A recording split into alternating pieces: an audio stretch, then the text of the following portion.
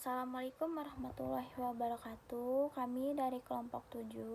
Pada video kali ini kami akan mempresentasikan hasil diskusi kami mengenai menujunya fase 3 pada rancangan penangkapan ikan alat tangkap LiveNet.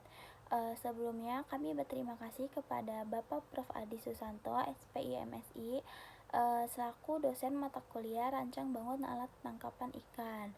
Oke, selanjutnya di sini ada spesifikasi motor. Nah, motor yang digunakan itu memiliki daya sekitar 3 kW atau sekitar 4 HP dengan kecepatan putar 700 RPM. Nah, RPM rendah dipilih karena dapat mampu menghasilkan torsi awal sehingga cocok untuk menarik beban berat seperti jaring bagan. Nah, selanjutnya di sini ada beberapa poin penting. Yang pertama yaitu daya bersat torsi ini kuat untuk mengangkat beban sebesar 250 gram. Setelah itu, poin kedua yaitu ada 750 rpm pada 8 kutub itu dapat stabil dan lebih efisiensi.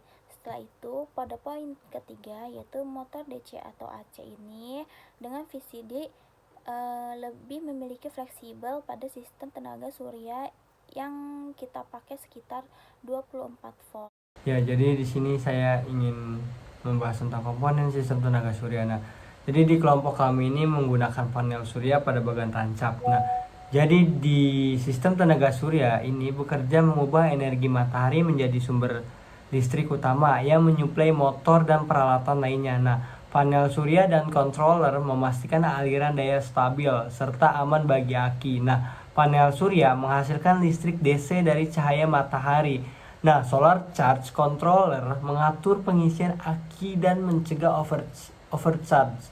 Nah, selanjutnya di sini ada di gambar ini itu ada solar panel. Nah, solar panel ini berfungsi untuk menangkap sinar matahari dan mengubahnya menjadi energi listrik.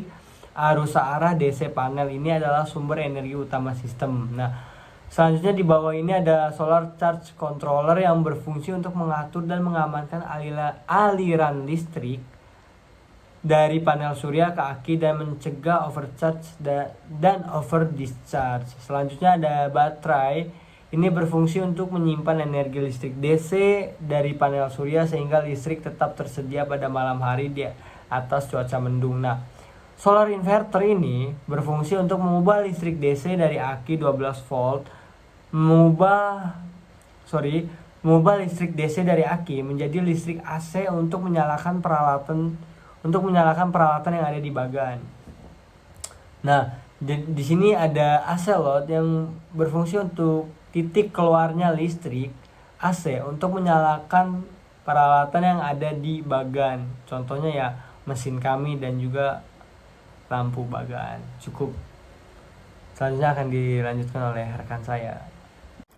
Oke, selanjutnya di sini ada penyimpanan dan pengubahan energi, yang dimana energi ditangkap dari panel harus disimpan dan diubah sebelum digunakan.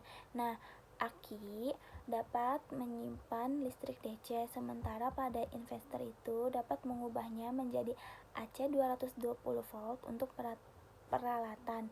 Selanjutnya sini ada beberapa komponen. Yang pertama baterai atau aki yang ada di sini. Jadi baterai atau aki itu dapat menyimpan energi DC untuk malam atau cuaca mendung.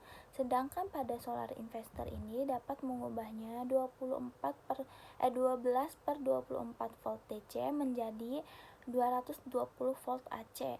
Sedangkan pada yang terakhir ini, komponen terakhir yaitu pada stop kontak dan beban titik ini dapat digunakan untuk penggunaan listrik bagi motor atau peralatan. Selanjutnya akan dibacakan oleh teman tim saya. Oke, berikutnya ada komponen mekanisme utama. Nah, pada komponen mekanisme utama ini, motor bekerja bersama gearbox untuk menghasilkan torsi yang besar. Kombinasi ini menjadi inti kekuatan sistem karena menentukan kemampuan menarik jaring itu sendiri. Nah,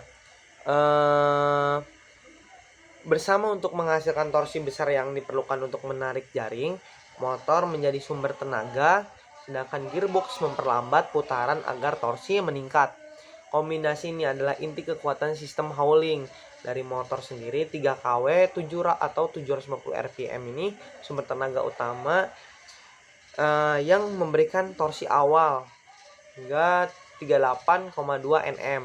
Untuk gearbox sendiri 1:14 ini yang menurunkan putaran motor menjadi 53,6 rpm dan meningkatkan torsi menjadi 534,8 Nm sehingga tarikan lebih kuat, stabil dan aman untuk di beban berat.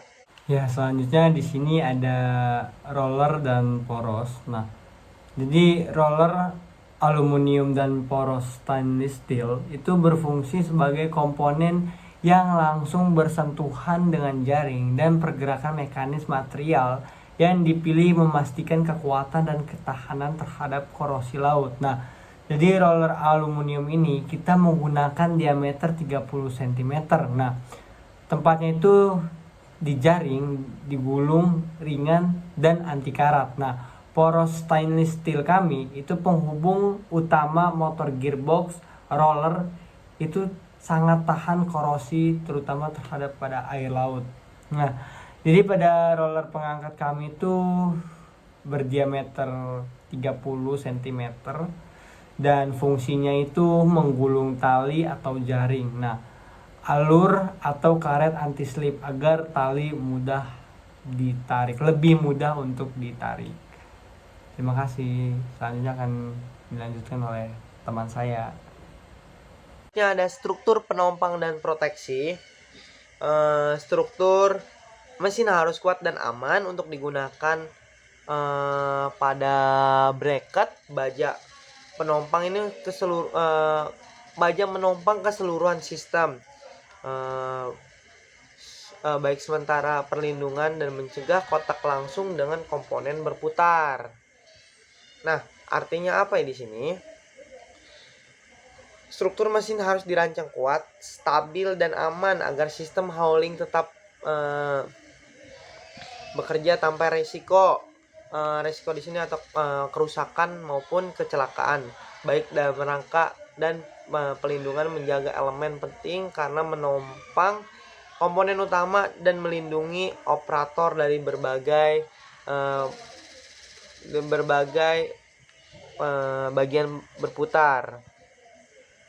Nah, untuk di sini juga ada seperti bantalan pillow blocks berfungsi untuk menompang dan menjaga posisi poros agar tetap lurus saat berputar. Menggunakan tipe selit sangat penting agar bantalan perlindungan dari air, pasir dan korosi sehingga umur pakai lebih panjang dan putaran lebih halus atau tetap halus.